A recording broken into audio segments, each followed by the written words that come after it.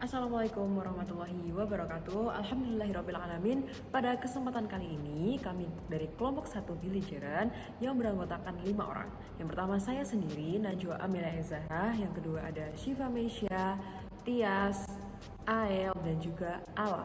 Baik, di sini kami akan mempresentasikan bab 6 mengenai cara-cara perolehan kedaulatan teritorial wilayah daratan dalam hukum internasional. Oke, yang pertama adalah apa itu wilayah? Jadi wilayah itu adalah wilayah yang memiliki hak untuk kedaulatan atas orang, benda, peristiwa, perbuatan hukum yang terjadi di wilayahnya. Akan tetapi, tidak boleh membahayakan perdamaian dan keamanan internasional. Dan juga tidak boleh mengakui wilayah yang diperoleh dengan melalui kekerasan. Untuk itu, sangat penting bagi suatu negara untuk mengatur wilayahnya. Ada 3 cara. Yang pertama adalah menjamin keutuhan wilayah negara, kedaulatan negara, dan ketertiban di kawasan perbatasan demi kepentingan dan kesejahteraan segenap bangsa. Lalu, yang kedua ada menegakkan kedaulatan dan hak-hak berdaulat. Yang ketiga ada mengatur pengelolaan dan juga pemanfaatan wilayah negara dan kawasan perbatasan termasuk pengawas batas-batasnya.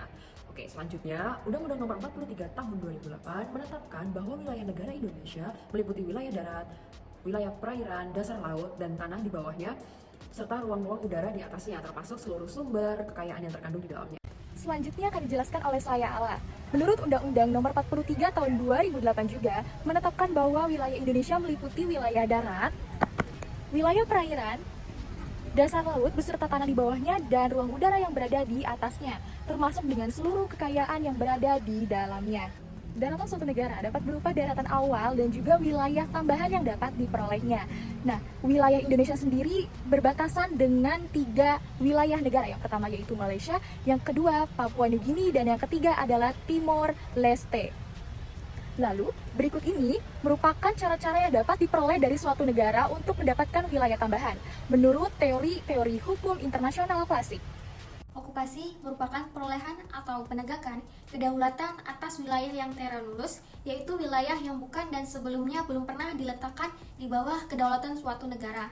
Adapun unsur-unsur yang harus dipenuhi oleh tindakan okupasi, yang pertama yaitu adanya penemuan terhadap wilayah telah lulus. Kemudian yang kedua, adanya kehendak dari negara yang menemukan wilayah baru itu untuk menjadikannya sebagai miliknya. Yang ketiga yaitu adanya niat tersebut harus diwujudkan dalam prinsip efektivitas. Dari pernyataan yang muncul dari penerapan prinsip-prinsip efektivitas dalam banyaknya kasus adalah tindakan seperti apa sajakah, serta sampai seberapa banyak tindakan yang harus dilakukan oleh suatu negara sehingga dapat dikatakan memenuhi kriteria pelaksanaan prinsip-prinsip tersebut. Nah, tindakan-tindakan yang dimaksud adalah 1. Pengaturan, pengambilan, dan pengumpulan telur penyu sebagai kegiatan ekonomi, serta penerapan Undang-Undang Perlindungan Satwa dan Perpajakan. Yang kedua, pembentukan cagar burung di Sipadan pada tahun 1933.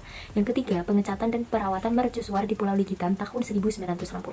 Sementara itu, Indonesia tidak memiliki bukti tindakan efektivitas baik sejak masa Belanda maupun setelah kemerdekaan. Tindakan efektivitas dalam klaim okupasi adalah tindakan administratif, bukan militer.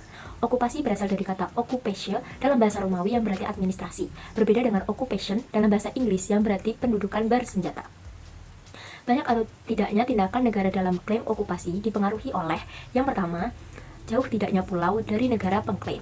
Yang kedua, besar kecilnya pulau. Yang ketiga, banyak tidaknya kekayaan alam. Dan yang keempat, sulit tidaknya medan menuju pulau. Semakin kecil pulau dan jauh dari medan yang berat, kekayaan alamnya akan lebih sedikit. Selain tindakan efektif tergantung pada apa yang dilakukan oleh alat. Dalam kasus Clipperton, Prancis berhasil mendapatkan pulau Clipperton karena Meksiko tidak dapat membuktikan apapun. Tindakan efektivitas ini juga harus dilakukan atas nama negara atau pihak yang berdaulat. Negara tidak dapat melakukan tindakan individual untuk mengklaim menggunakan alasan ini. Tindakan warga Amerika yang mengumpulkan pembuanan untuk waktu yang lama di Pulau Clipperton harus dianggap sebagai tindakan Amerika. Karena saat ini hampir tidak ada lagi wilayah yang tidak bertuan, memperoleh lebih banyak wilayah menggunakan metode okupasi ini sangat sulit. Salah satunya adalah penduduk atas Karan Atoll. Sengketa tentang kepemilikan Spratly Island dan Paracel Karang Atoll yang melibatkan beberapa negara ASEAN dan Republik Rakyat Cina adalah contohnya. Aneksasi atau penaklukan. Aneksasi merupakan penggabungan wilayah suatu negara secara paksa dan sepihak, dapat berupa ancaman dan juga kekerasan. Bentuk aneksasi yang paling umum sepanjang sejarah adalah dengan kendali militer. Pada tahun 1938 misalnya, Nazi Jerman menyerbu Austria dan menaklukkannya. Akan tetapi, hal tersebut merupakan hal yang ilegal dalam hukum internasional. Akresi adalah perolehan wilayah baru akibat proses alam terhadap wilayah yang sudah berada di bawah kedaulatan suatu negara. Proses ini bisa perlahan terjadi seperti endapan lumpur yang membentuk daratan atau tiba-tiba seperti pemindahan tanah.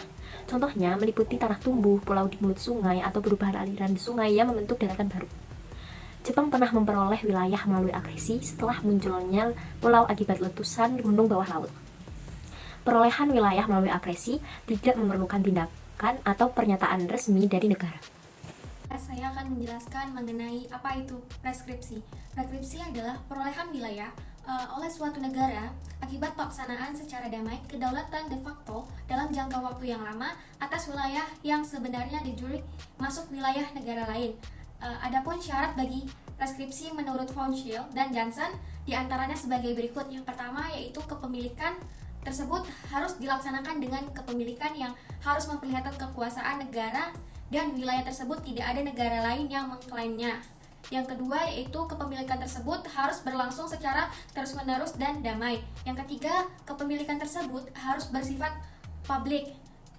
Nah, yang perlu menjadi catatan sampai saat ini yaitu masih banyak pihak yang meragukan cara perolehan wilayah dengan preskripsi ini jika tidak ditemukannya putusan pengadilan yang berkaitan dengan preskripsi. Adalah KESI. Apa itu KESI? KESI adalah cara perolehan tambahan wilayah melalui proses peralihan hak dari suatu wilayah atau dari suatu negara ke negara lain. Nah, biasanya kayak gini tuh gara-gara wilayah itu tuh kalah dalam peperangan. Nah, tapi bukan hanya karena kalah perang, tapi bisa juga dengan sukarela maupun dengan melalui kekerasan. Nah, kekerasan pada umumnya itu akibat kalah perang tadi itu. Oke, jadi pihak yang kalah ini dipaksa untuk melalui perjanjian internasional harus menyerahkan sebagian wilayahnya kepada si pihak pemenang. Nah, ada beberapa cara untuk menyerahkan wilayah tersebut. Yang pertama dengan cara jual beli, yang kedua ada tukar menukar, ada penyewaan, ada penyerahan. Nah, jadi semua hak-hak yang ada di wilayah itu bakalan hilang karena diambil oleh si pemenang. Terakhir adalah siapa yang melakukan penyerahan wilayah ini itu tidak dapat mengalihkan lebih daripada wilayah yang telah melaksanakan kedaulatannya. Yang keenam ada referendum. Apabila 5 cara yang dibahas sebelumnya dikatakan sebagai cara yang klasik, maka cara peroleh tambahan wilayah yang keenam ini dikatakan sebagai cara modern. Referendum atau pemungutan suara merupakan implementasi atau tindak lanjut dari keberadaan hak menentukan nasib sendiri atau self-determination right dalam hukum internasional. PPRI Barat yang dilaksanakan 14 Juli sampai 2 Agustus 1969 dan disahkan melalui resolusi PBB nomor 2504 tahun 1969 merupakan contoh praktik referendum dalam hukum internasional. Nah, oke guys, alhamdulillah kita sudah sampai di ujung presentasi. Ada beberapa cara untuk memperoleh kedaulatan teritorial wilayah daratan dalam perspektif hukum internasional. Pertama, ada okupasi atau pendudukan. Kedua, ada aneksasi atau penaklukan. Yang ketiga, ada akresi atau proses alam. Yang selanjutnya ada preskripsi atau de facto. Selanjutnya ada KESI atau peralihan hak. Dan yang terakhir ada referendum atau pemungutan suara. Mungkin ini saja yang bisa dapat kami sampaikan. Kurang dan lebihnya kami mohon maaf. Wassalamualaikum warahmatullahi wabarakatuh.